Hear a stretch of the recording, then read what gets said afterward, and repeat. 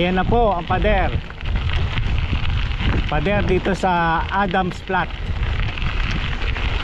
Bundok na may pader. Ayan na po. Unti-unti na akong umaakyat.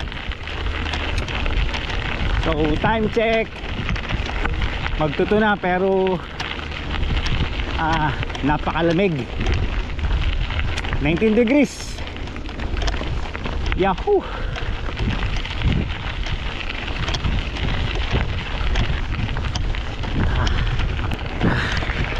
So ito na po ang uphill.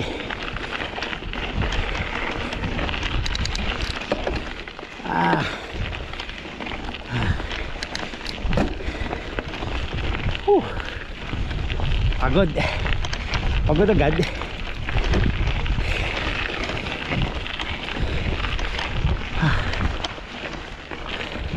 So nandito pa rin tayo sa Adams Flat.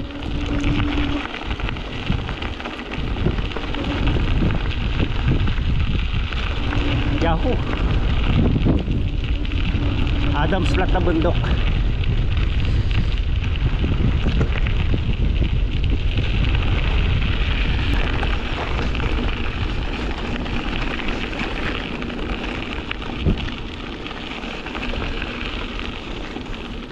Dito pa lang guys sa lugar ko ayos na mag-bike kahit na hindi ka na lumayo. Gravel road. Ganda dito. Ganda ng scenery. Sulitin na natin yung pagkakataon natin hanggang nandito tayo sa New Zealand dahil etong memories hindi na mapapalitan to yung ating mga nag-experience dito. So guys, maraming magandang lugar dito kaso malayo sa amin. Yung kaya ko lang pedalan, yun lang ang pipedalan ko.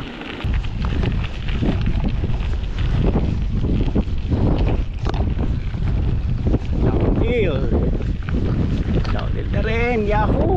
Kanina nagtatao, sabi ko ba't ang kunat-kunat? Yung pala unti-unti na pala akong paakyat. Yes, ito puro downhill naman. Daan lang tayo. Yahoo! Ayos. Loser rock Label. Hindi ka pwede magbabilis. Discid ka. Yun haba ng downhill. Yes. Nga lang, hindi tayo pwedeng magbabilis. Delikado. At masyadong madulas ang kalsada dahil sa buhangin.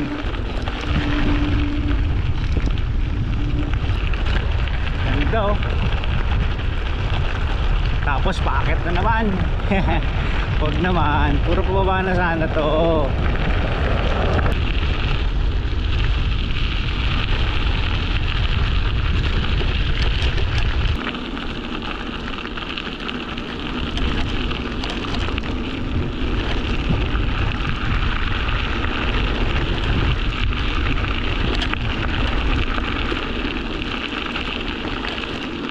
High-tech dito. Ang gamit lahat sila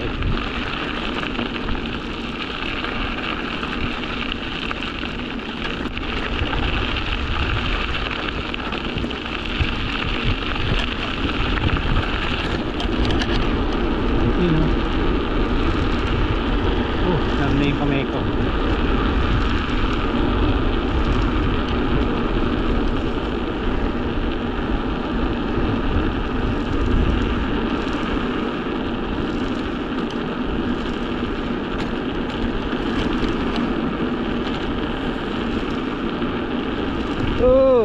Akala ko naman paakit na naman. Tama na. Ayoko na. Gusto ko na uwi.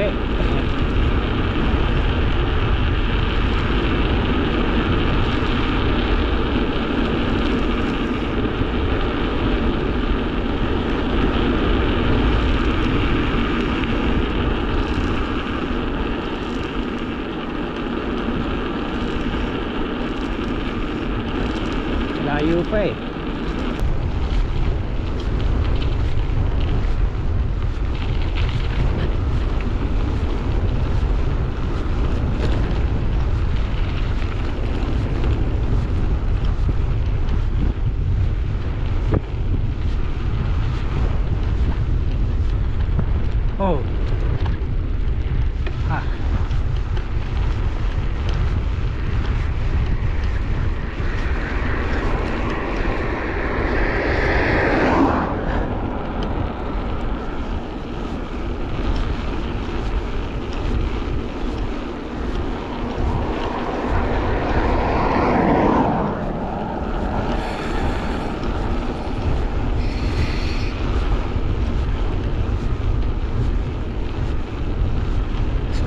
tulay.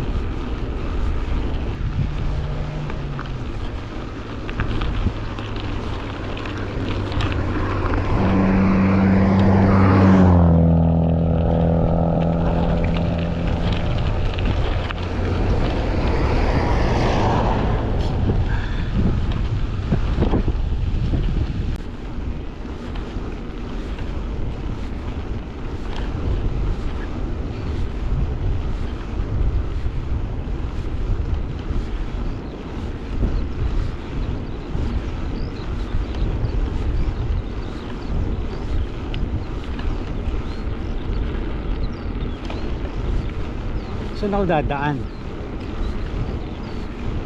Yung isang loop.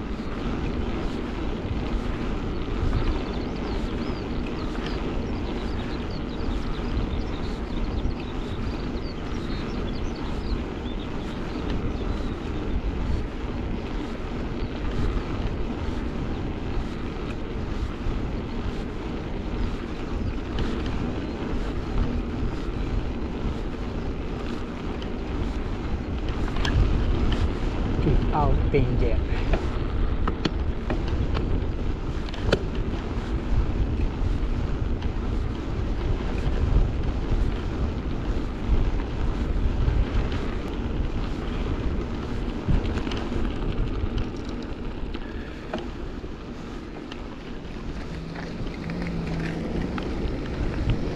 $2.86.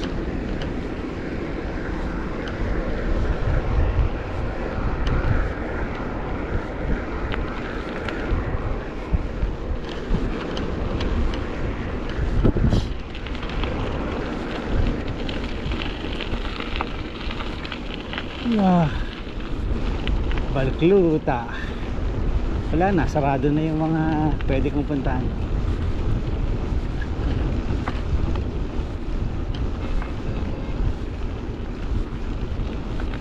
Yung grocery na lang.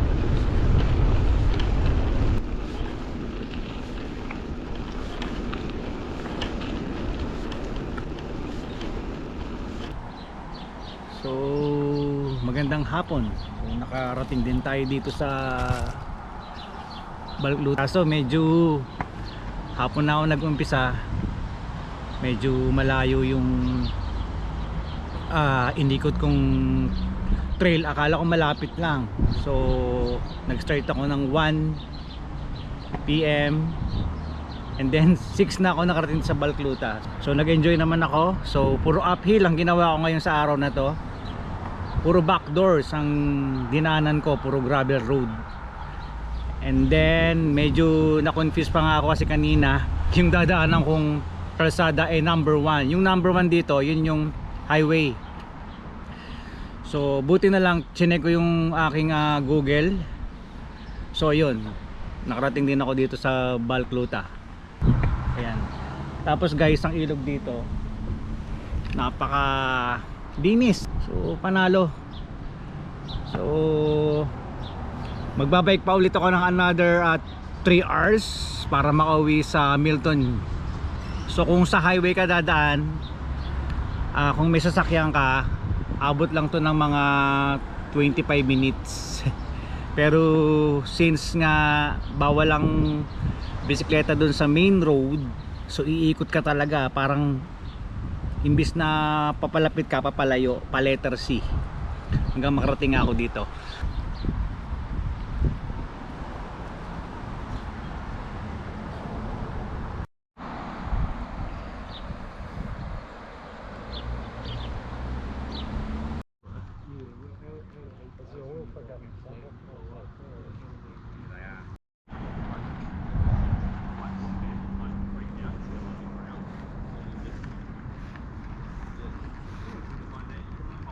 Okay guys, pauwi na ako. Pero may pader pa rin. Ayan na po ang pader. Woohoo! Ganda oh. Oh. Pagod na. Buti puro baba na to guys. Buti na lang hindi umulan. Sayang kanina eh. yung walang masyadong maliwanag kasi makulimlim. 15 kilometers pa bago ako makarating sa bahay. So ang takbuhan dito pag ganitong kalsada na kahit sa secondary road ay 100. Ayun, yahoo, nakapagpahinga din sa downhill.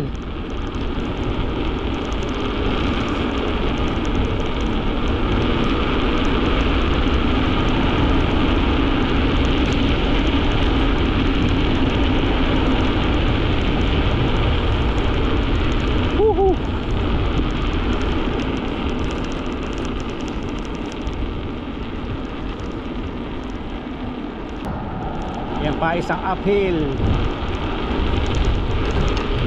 Isa na lang, pumaba na. Ay nako, pagod.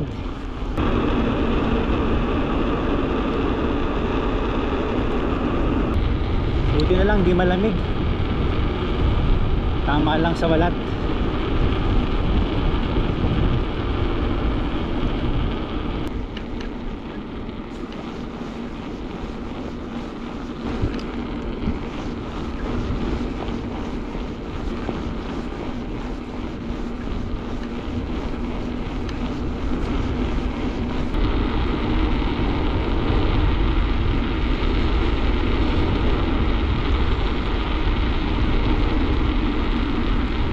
Tulog na mga tao.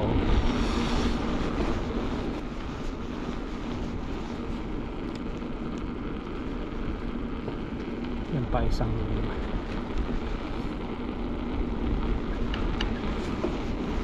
uphill na lang.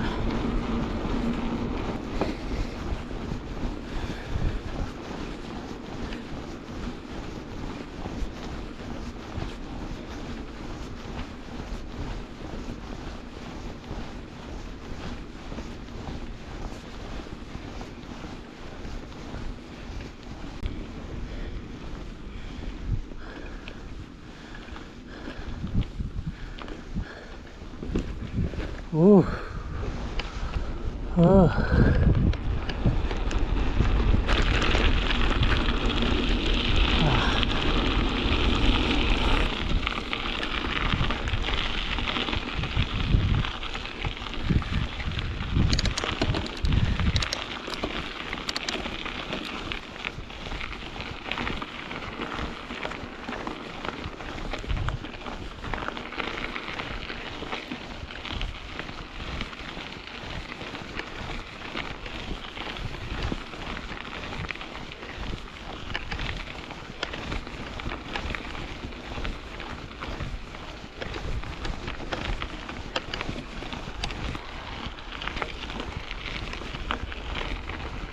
Sanggala.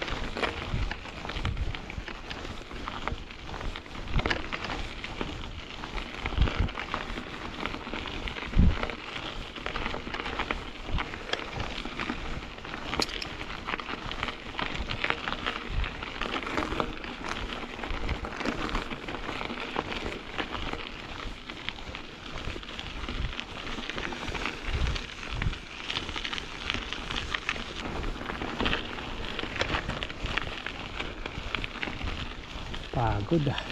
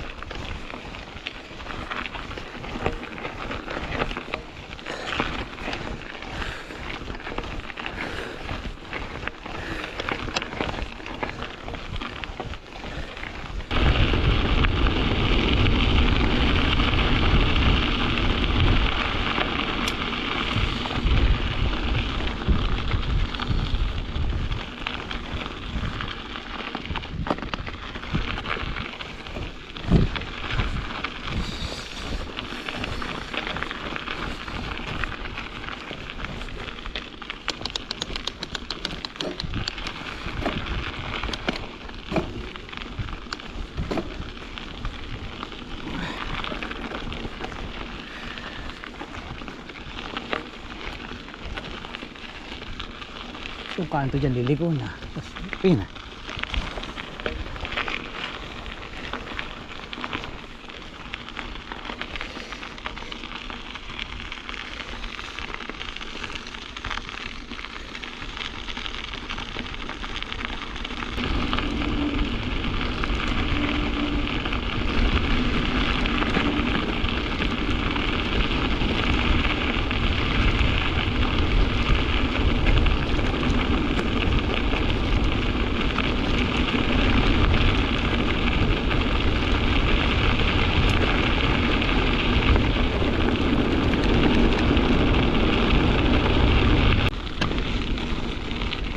Okay, so kung titigil tayong pumidal, hindi tayo makakauwi.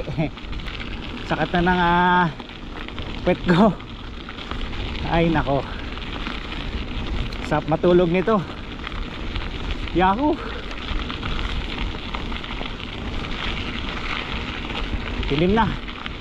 Pero etong dilim na to sa atin, parang ano lang to eh, mga kung sa Pilipinas to parang mga 6:45 pa lang to eh. Dito past 10 na to.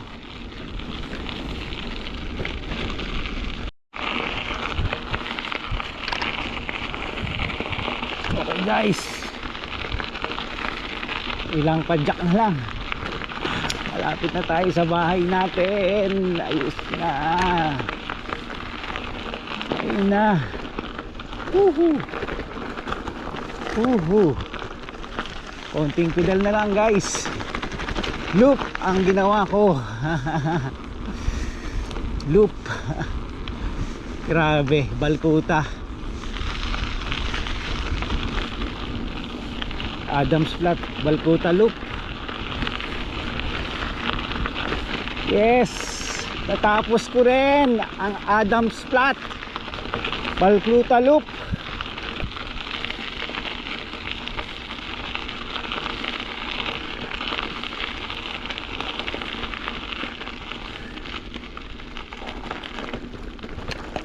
Okay, so home sweet home guys. Yahoo!